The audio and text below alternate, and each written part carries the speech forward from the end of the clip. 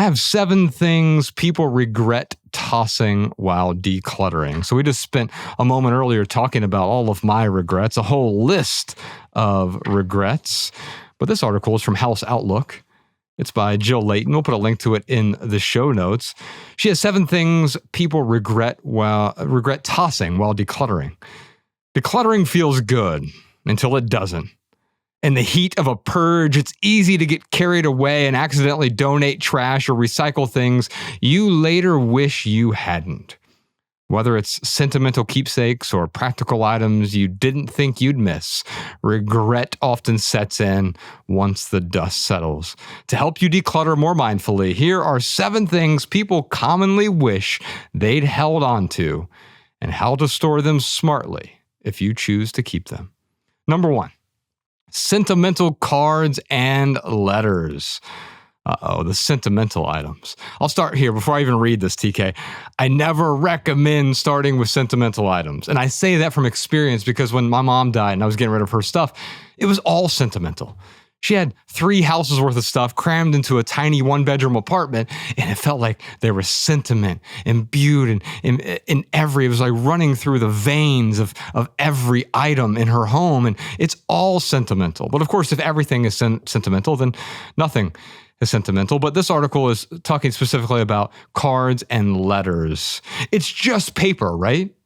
That's what many people think until they realize they've tossed a handwritten birthday card from a late grandparent or a love letter from a meaningful relationship. These items often gain emotional value over time. What does that even mean, TK? What's emotional value? These things gain emotional value over time. The way the story you're telling yourself about that thing makes you feel.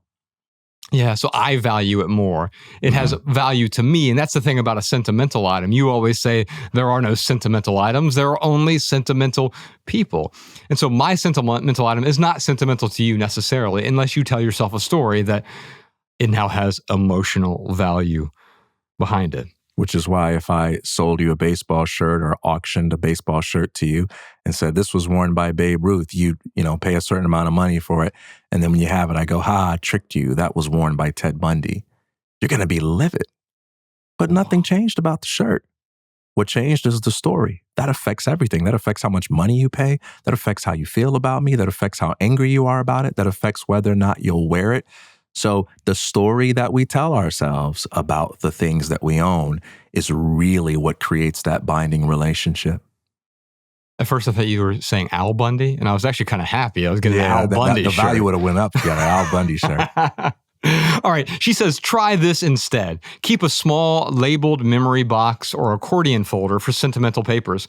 Limit yourself to a set number, such as 1 box per decade, to stay organized without tossing your history. What she's talking about here is setting up boundaries, right? I have this. I have a box of my mom's old photographs. I also scan them because what if something happens to that box? What if my house burns down or there's a flood? My boundary was 1 box and it's filled to the brim, but it can't go beyond that. And it forced me when I was doing the scanning party, scanning all these different photos, I realized I don't even know who the hell is in this photo. Why am I keeping this? Why would I keep this? Some of them didn't even feel worthy of scanning. I definitely don't want to hold on to those. And so I got rid of most of the physical photos because I didn't know what they were. And I kept this curated box and identifying what that limit is for you. Maybe it is 1 box per decade. Maybe it's even more aggressive. Maybe you want a tiny shoebox or something, and that is it. You get to determine what the boundary is. What fits in there can then be your sentimental item. The interesting thing about that is I get far more value for my few sentimental items than if I would have brought everything home, because I would have watered everything down with sentimentality. Oh, that's sentimental, that's sentimental, that's sentimental. Is it really? Does everything have value to me like that? Well, no. Not really. I'm just telling myself it does. Number 2, childhood memorabilia. Old artwork, report cards, or a favorite childhood toy. Might seem like clutter now, but they can become nostalgic treasures later. Oh my gosh. A nostalgic treasure, TK. Especially if you have kids or grandkids who want to see what you were like at their age.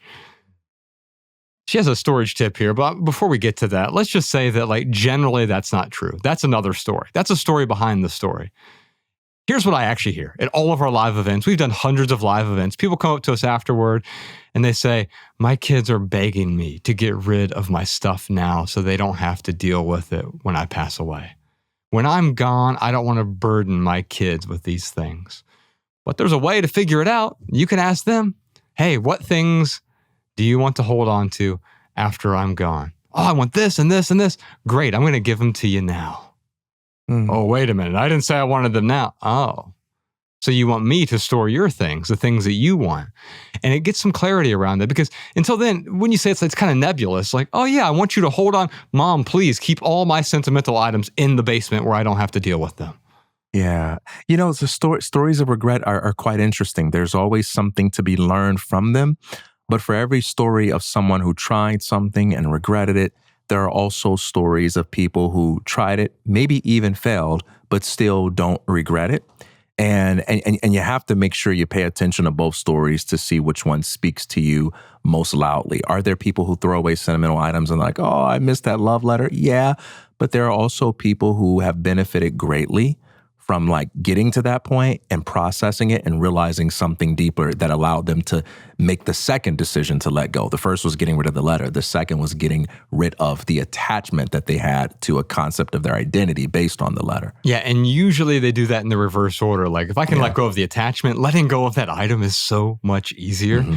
She has a storage tip here. She says, scan bulky art and store it digitally. I would say do the same thing with photos because then you also have a backup if anything were to happen to those. Create a, quote, best of bin with a few select items. Once again, these sentimental sorts of items, they actually end up being more valuable for you, right? If you don't have all of them.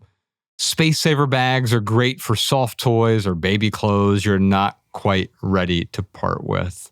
I'll just add one question here. Why aren't you ready to part with it? And you might have a good answer to that. Mm-hmm. But your answer also might be this feeling inside, I'm incomplete without this. Say that out loud and see how that feels. And then maybe that'll help you let go of the story. Number 3, tools and hardware. People regret getting rid of their tools and hardware, TK. That random wrench or the extra screws from a disassembled piece of furniture may not seem useful until you actually need them. Tools and hardware are often expensive to replace and hard to find again. Keep it contained. Use a clear organizer box or a portable tackle box to store extra parts and tools. Label the compartments to make it easy to find when you need them when the time comes. Here's the thing. These are just for when items versus just in case items. A just for when items, I have a box of screws. It can't go past that box of screws, and I have a box of nails, and I have these basic things in my toolkit, which is also a sort of boundary. And if I wasn't intentional about that, it'd be very easy for me to have a second toolbox and a third toolbox. But also there are times where you need these things. My former father-in-law, he worked on cars as a hobby. You should have seen the tools he had in his garage that he used almost every single day. Those things weren't clutter for him. They weren't even sentimental for him. But if I were to steal all of those, they were worth a lot. I probably could have gotten a lot of money, but also he would have been like, oh, I miss those. Now I have to replace these things because I use them every day. So yeah, if you use it or you're certain you're going to use it, that's a just for when item. I know I'm going to need a screw at some point. I don't know when. But if I'm holding on to it just in case, if it's a thing I'm like, I'm probably never going to use this, but I might as well hold on to it just in case, that's my boundary to let it go. I can replace it for less than $20 in less than 20 minutes. Number 4, extra cords and chargers.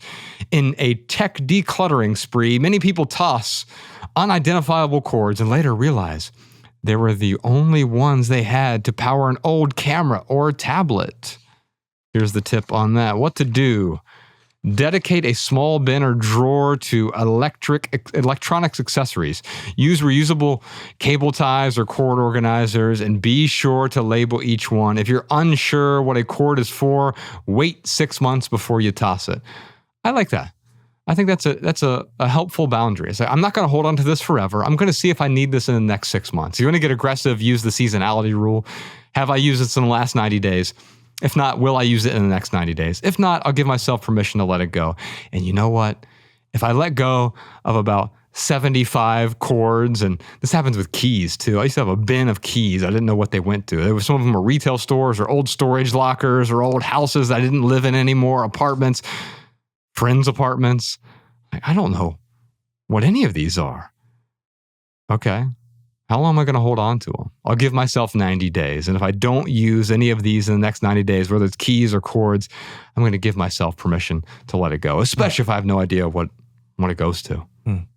Number 5, formal wear and occasional clothing. You might not wear it weekly or even yearly, but formal wear is expensive to replace. People often regret donating cocktail dresses, gowns, suits, tuxedos, or even costumes that suddenly become relevant again. Here's the smart storage tip. Use garment bags to protect special occasion wear and store it in the back of your closet or in the garage or attic. Eesh. Just be mindful of potential pests and temperature fluctuations. Also be mindful of clutter here, right? The best way to accumulate clutter is to hide it.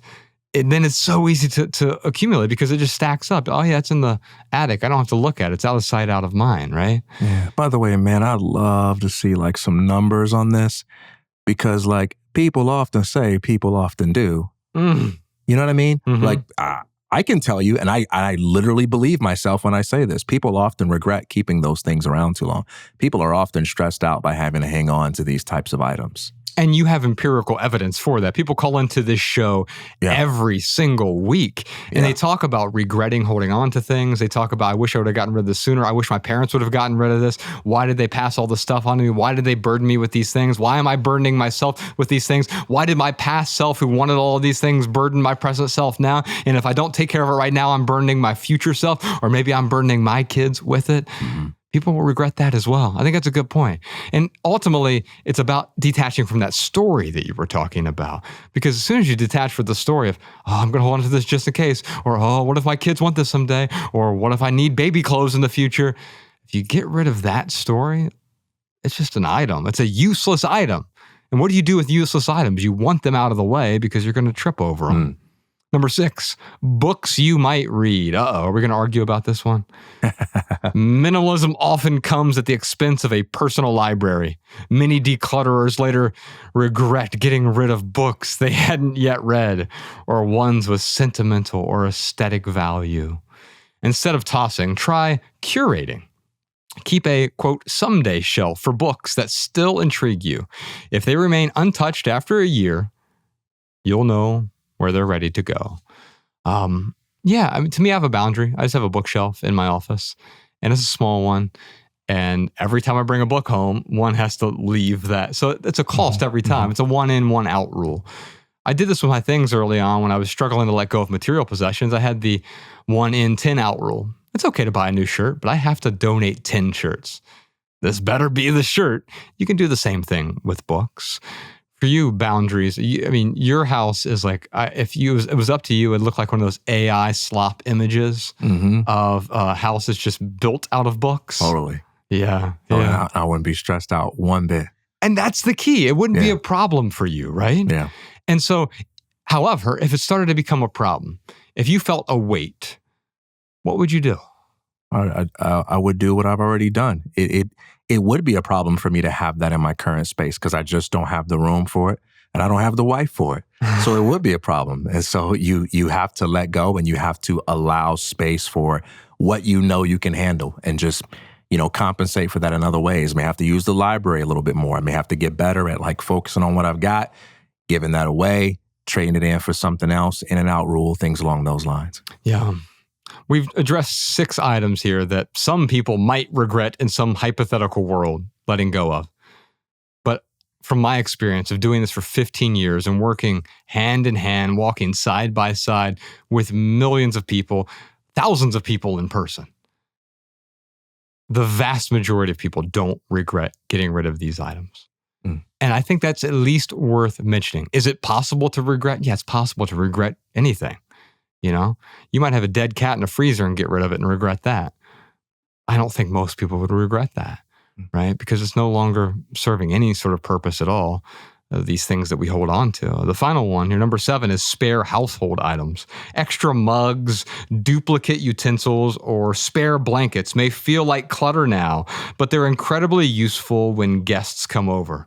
Something breaks, you move, or in case of a divorce. So I'm holding on to all of these extra mugs because I'm waiting for my divorce. I've heard of what do they call that, divorce funds? Like husbands or wives will have a separate bank account and they've squirreled away a divorced fund. Mm-hmm. I've never heard about a divorce box of clutter, basically. I don't use this now, but what if I get divorced?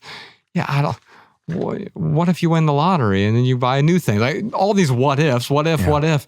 You're going to imprison yourself with all of these what ifs. I'll tell you one thing that invokes a little bit of empathy here, because as I'm reading it, I got to be honest, I'm feeling some resistance and I'm like, what? Like, man, this sounds like fear baiting, right?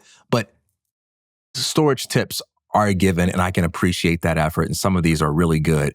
But one point of empathy I do have is that many people do practice minimalism with a bit of religiosity that causes them to give up things that they don't really want to give up or that they are not ready to give up, but because they're trying to conform to some external code that they have been convinced is right. Mm-hmm. And when you get caught in a trap like that, it really can lead to a lot of regret, because you are most likely to regret the decisions that you made that didn't come from a place of true alignment with what makes you come alive. And so if you're not practicing minimalism from the vantage point of like, hey, this is not a salvation system. Minimalism isn't going to save me. Minimalism isn't a religion. Minimalism isn't something I do for anyone else. It is me strategically leveraging the practice of simplicity in order to create space for that which matters the most to me. And if I'm not thinking about that, then I'm playing some kind of game that, will likely lead to a ton of regret. We often say that clutter is anything that gets in the way. The important follow-up to that is whose way? Is it getting in someone else's way? Your idea of, I'd be a better minimalist for TK or for Ryan or for Josh, or is it getting in your way? And if it's getting in your way, then you're probably not going to regret letting it go. I hope you enjoyed that highlight from the Minimalist Private Podcast. If you'd like another highlight, check out this video. If you'd like to watch the minimal episode, check out this video. Or if you'd like to dive deep into full episodes of the Minimalist Private Podcast, head on over to Patreon. The link is in the description.